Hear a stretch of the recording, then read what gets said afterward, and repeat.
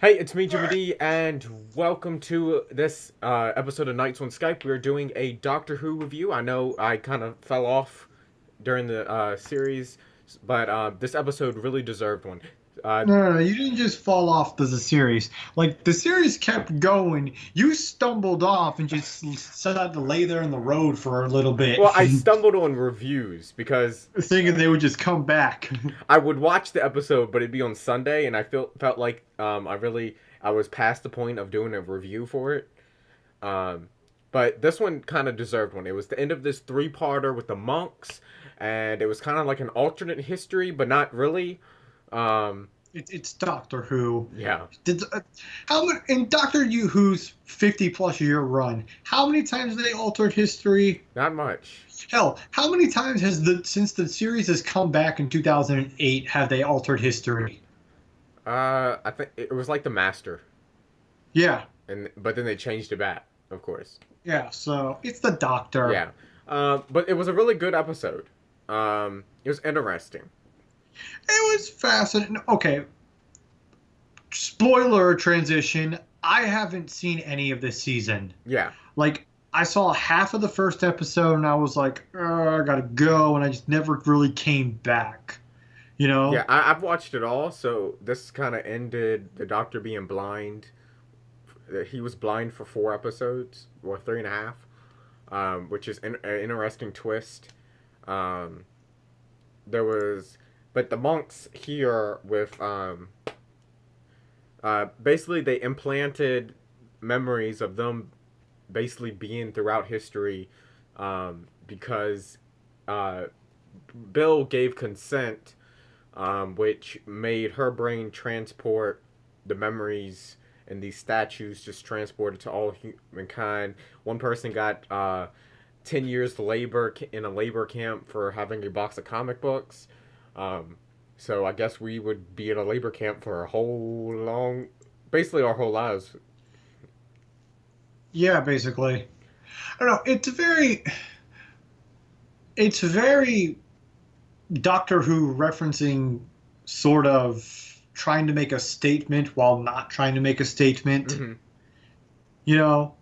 About how people blindly follow something but they don't but they don't really want to just flat out and say, oh, hey, sheep. Yeah, I get you that. know I mean, they even had. I mean, most of the pictures they showed with the monks behind were political pictures. You have Winston yeah, I know. Churchill, Donald Trump, um, I know. a whole bunch of things.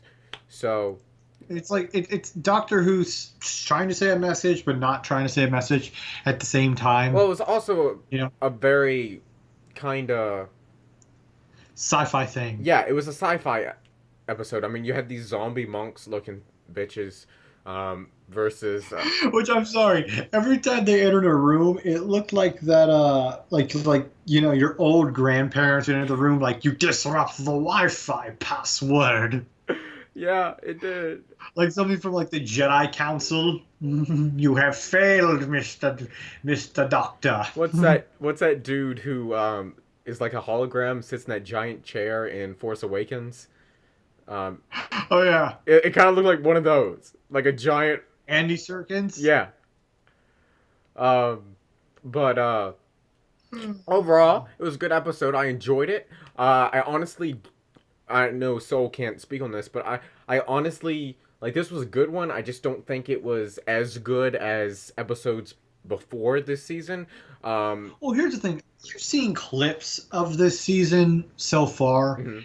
and the thing with my biggest problem, and this revolves around Capaldi's run altogether, is Capaldi's run as the Doctor in these last three seasons. They've had moments, okay? Like they've had really good moments, Yeah, and when they're yeah. good, they're damn good. Hmm. But he's never really reached that factor that makes people stay and want to watch him as the Doctor. I, You I know, get that. like with Smith, when it was a good man goes to war. With Tennant, it was fucking David Tennant. So Capaldi's never really had that like big thing about him that defines is like, this is why you need to watch this season, you know? Well, Like, he's had moments that have been like, okay, yeah, I can see him as the Doctor. yeah. I think also that Capaldi really hasn't had a season that has been spectacular. That's like, oh, this is like an amazing Doctor Who season. This is a Capaldi season. This is something like Matt Smith had season 6 with the Silence. Yeah, Matt Smith had season 6, which ended in A Good Man Goes to War. Yeah. Which was, oh my god. Yeah. Like, that whole season built up to that. This season... And that was good.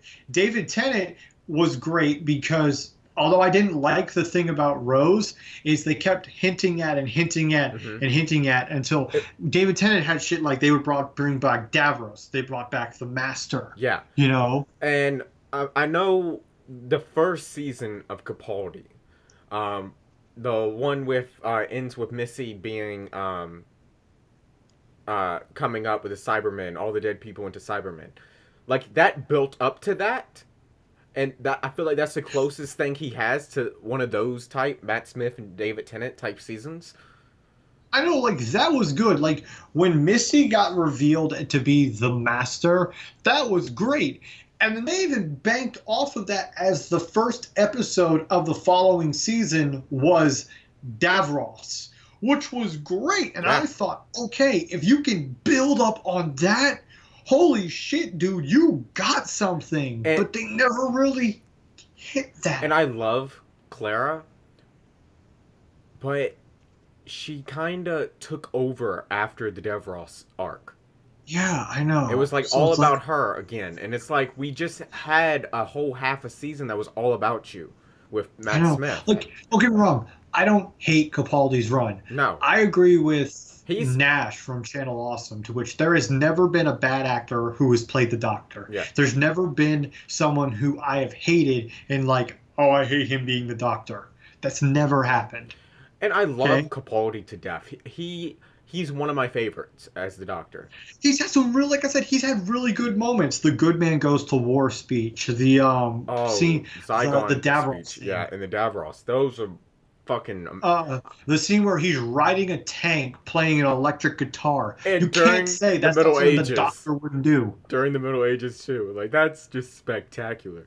It's like, that's something the Doctor would do. Yeah. It's just he's never quite hit it. And I don't know if it's because after this season, not only is Capaldi leaving, but Moffat is leaving as well.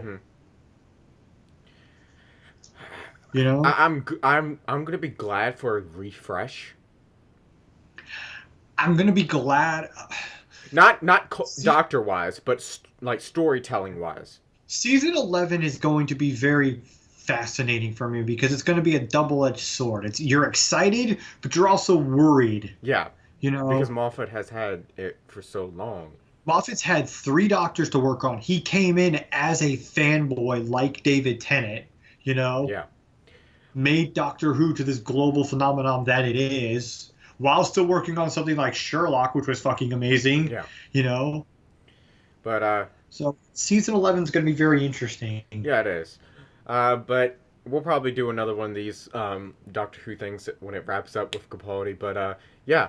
That's going to do it for this episode review. I know it kind of turned into a season-type Doctor review, but oh well. We've been out of the game for a while with these. Yeah, so we need to kind of give our general thoughts on what we think. Yeah, but yeah, thank you so much for watching. Let me know in the comments below. What do you think of this episode? What do you think of this season? Do you have a season or moments that's like, yes, that's Capaldi as the Doctor? Who's your favorite Doctor? Let me know in the comments below. Because I know, believe it or not, there are a lot of people who this is their first Doctor. If Capaldi's your first Doctor, what's your favorite moment? You know, what makes you realize, oh, he's my Doctor? Yeah, let me know. But anyways, thank you so much for watching. Hope you enjoyed this video, and like always, I will see you in the next one. Later. Geek out.